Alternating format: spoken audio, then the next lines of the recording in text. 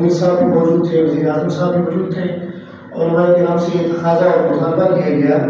کہ وہ فتنۃ الخوارج کے خلاف جو ہے ایک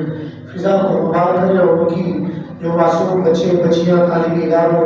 مساجد اور عبادت گاہوں پر ہونے والی چیرہ دستیاں اور حملے ہیں ان کی مذمت کریں۔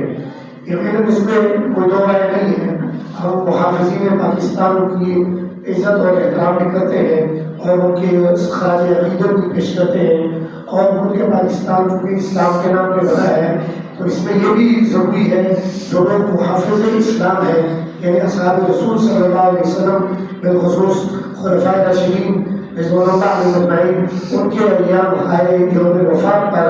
ملک پاکستان میں عام تعطیل بھی ہونی چاہیے اور ان کے فضائل و مناقب کو سرکاری سطح پر پیش کیا جانا چاہیے۔ اللہ تبارک و تعالیٰ رب العزت ہمیں اس پر عمل کرنے کی توفیق عطا فرمائے اور ساتھ ہی تاکیدی طور پر اس کو دوبارہ اعلان سے بات فرما دیں آنے والے جمعۃ المبارک سے انشاءاللہ جمعۃ المبارک کی نماز 1:30 بجے ادا کی جائے گی۔ تمام بابا کوشش کریں 1 بجے تک مسجد میں تشریف لائیں۔